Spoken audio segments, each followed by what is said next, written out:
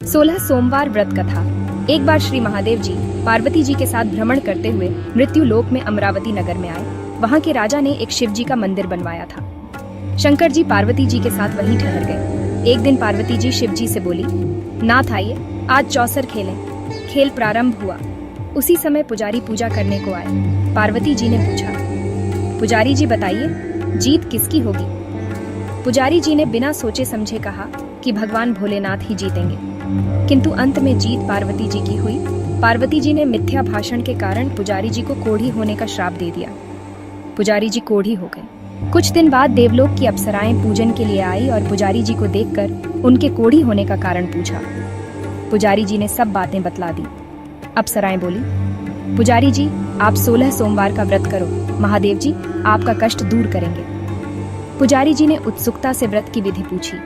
अप्सराओं ने पुजारी को 16 सोमवार व्रत की विधि बताते हुए कहा कि सोमवार के दिन सूर्योदय से पहले उठना, फिर स्नानादि से निवृत्त होकर स्वच्छ वस्त्र धारण कर लेना। इसके उपरांत आधा सेर गेहूं के आटे का चूरमा बनाकर उसके 3 भाग कर लेना। फिर भगवान शिव की प्रतिमा के समक्ष घी का दीपक जलाकर गुड़, नैवेद्य, फूल, बेलपत्र, चंदन, अक्षत, जनेऊ का जोड़ा लेकर विधि विधान प्रदोष काल में भगवान शिव की पूजा करना।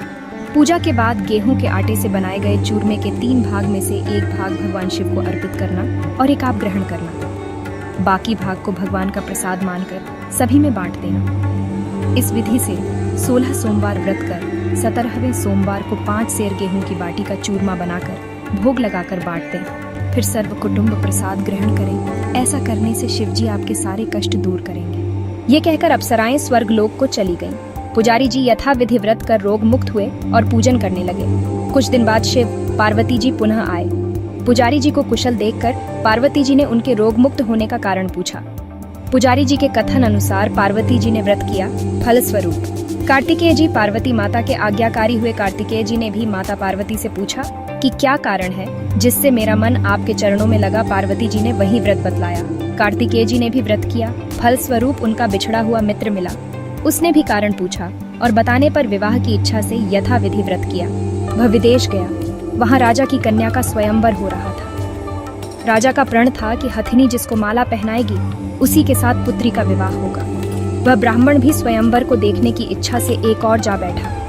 हथिनी ने माला इसी ब्राह्मण कुमार को पहना दी। धूमधाम से विवाह हुआ। तत्पश्चात दोनों सुख से रहने लगे। एक दिन राजकन्या ने पूछा कि आपने कौन सा पुण्य किया जिससे राजकुमारों को छोड़ हथिनी ने आपको चुना?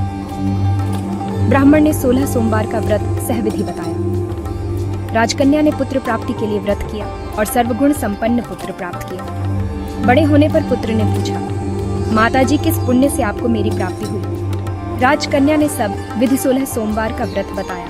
पुत्र राज्य की कामना से व्रत करने लगा। उसी समय दूसरे राज्य के राजा के दूतों ने आकर उसे अपनी राजकुमारी के लिए चुना। आनंद से विवाह संपन्न हुआ।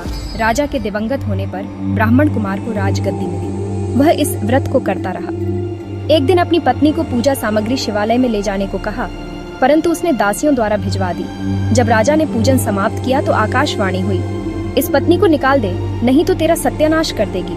प्रभु की आज्ञा मान उसने रानी को निकाल दिया। रानी भाग्य को कोसते हुए नगर में एक बुढ़िया के पास आई। उसका हाल देखकर बुढ़िया ने उसके सिर पर सूत की पोटली रख बाजार भेजा।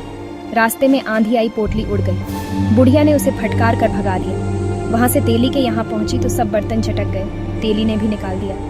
पानी पीने नदी पहुंची तो नदी सूख गई। सरोवर पहुंची तो हाथ का स्पर्श होते ही जल में कीड़े पड़ गए। उसी जल को पीकर आराम करने के लिए जिस पेड़ के नीचे जाती वह सूख जाता। वन और सरोवर की यह दशा देखकर ग्वाल उसे मंदिर के गोसाई के पास लेकर गए। उसे देखकर गोसाई जी समझ गए कि यह कुलीन अबला विपत्ति की मारी हुई है। धैर्य बंधाते हुए बोले, बेटी तू मेरे यहाँ रह, किसी बात की चिंता मत कर। रानी आश्रम में रहने लगी, परंतु जिस वस्तु पर इसका हाथ लगे उसी में कीड़े पड़ जाए।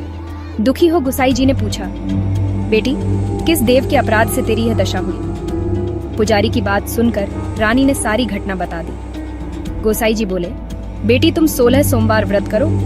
रानी ने सविधि व्रत पूरा किया। व्रत के प्रभाव से राजा को रानी की याद आई और दूतों को उसकी खोज करने भेजा। आश्रम में रानी को देखकर दूतों ने राजा को रानी का पता बताया। राजा ने जाकर गोसाई जी से कहा, महाराज यह मेरी पत्नी है। शिवजी के रुष्ट होने से मैंने इसका परित्याग किया था। शिव जी की कृपा से मैं इसे लेने आया हूँ। कृपया इसे जाने की आज्ञा दें। गोसाई जी ने आज्ञा दे दी। राजा रानी नगर में आए। नगर वासियों ने नगर सजाया, बाजे बजने लगे, मंगलाचार हुआ।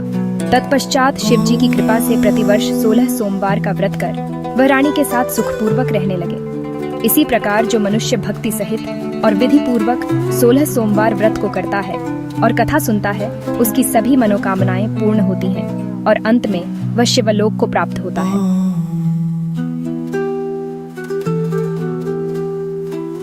अरे